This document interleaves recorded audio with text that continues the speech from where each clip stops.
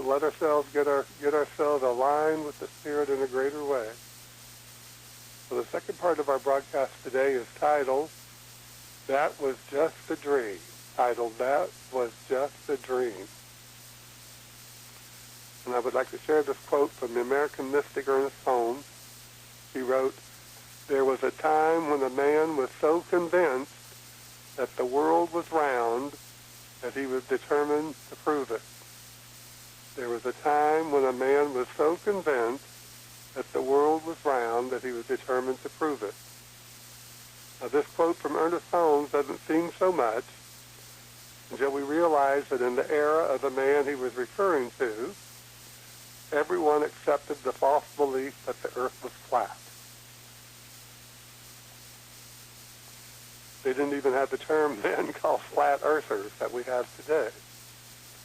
But they all believed that the earth was flat, and this false belief influenced the governments, influenced people of science, and also the religious.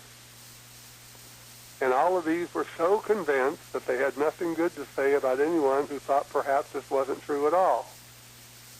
Now, the ancient Greeks were the first to discover that the earth was a sphere. However, many people still believe that it was Columbus that proved this theory correct.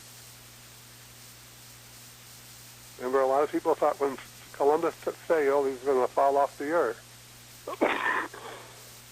Excuse me. I'm dealing with allergies, but those allergies won't defeat me. In our modern times, we can look back at history and we can find that there are many false beliefs that have been accepted as facts or as truth. But for the person of independent thinking, this looking back at history only reinforces within them that we still have many false beliefs to confront with a greater intelligence than what the world has done thus far. And this brings up the question for so many, what is truth? Now, to me, truth is that which is changeless, eternal, and universal. In other words, if it's true one place, it's true every place, just like gravity. Gravity works the same right here in Palm Springs, California, as it does in Palm Springs, Florida. It works the same as it does here in America, as it does in Japan. If it doesn't meet any of those conditions of being changeless, eternal, and universal, then it's not true. If there's still a question, ask yourself, is it changeless? Is it eternal? Is it universal? Truth can always be proven to be true. Now, in the coming week, people will be celebrating Passover and Easter. These two holy observances have more in common than most people imagine. Both are observing a change in the collective consciousness, just like the realization that the earth was not flat, that it was a sphere.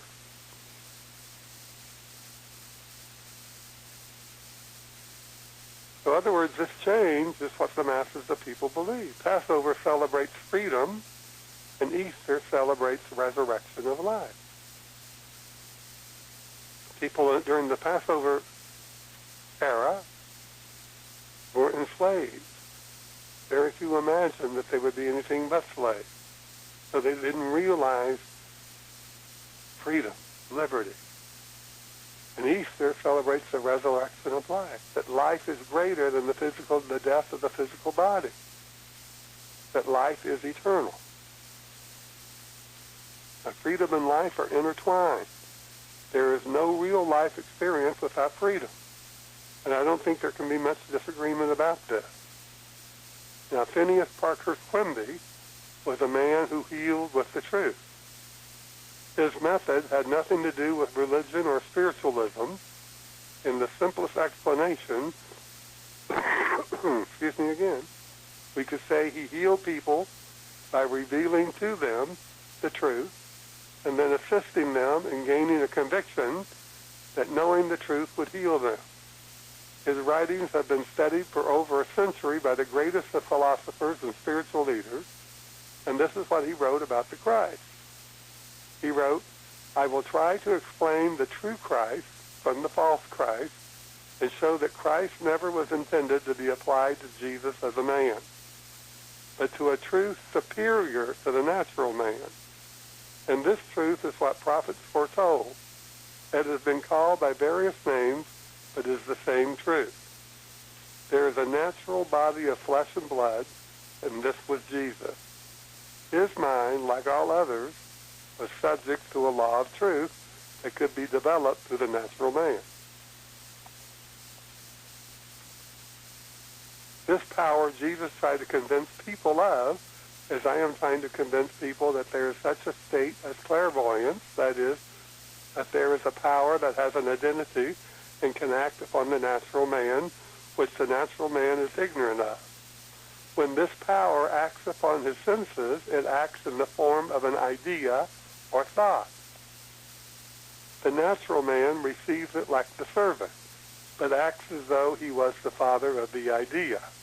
The world gives him credit for this superiority over the rest of his fellow men. But unwilling to admit this power, the world attributes it to some unknown cause as the best way to get out of trouble.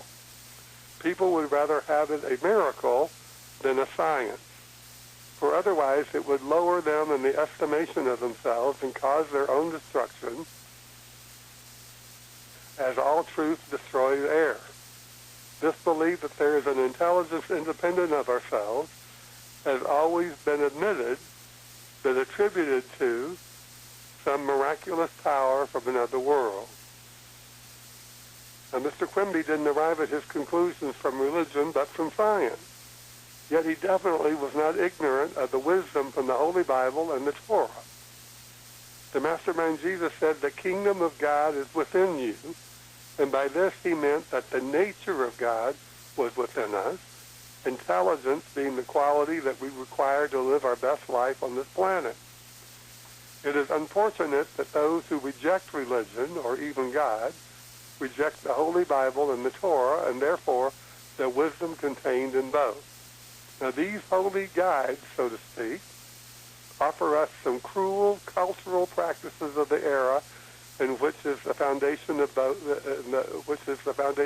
was written. However, both offer us great wisdom and insight when we study them with our minds set to differentiating that which is truth and that which is merely a false belief or opinion or part of their cultural practices. So let us always remember and never forget that intelligence, like gravity, is unseen, yet always present wherever we may be. We can condition our mind to draw on a greater intelligence at any time and for any situation. As we register in our mind that we have the same access to intelligence as the great minds of history, we can bring into our life experiences, conditions that will always support us in our good. There is no necessity for any of us to give in to the false truth of the collective consciousness. And when we have found the highest of truth within ourselves, we will know that all of our struggles, all of our challenges can be summed up as that was just a dream. That was just a dream. A bad dream for some of us, but a dream nonetheless. The great minds of history certainly didn't see it any other way. So let's remind ourselves of these words from the great Ralph Waldo Emerson. Think about these words. What lies behind you and what lies ahead of you pales in comparison to what lies within you. What lies behind you and what lies ahead of you pales in comparison to what lies within you.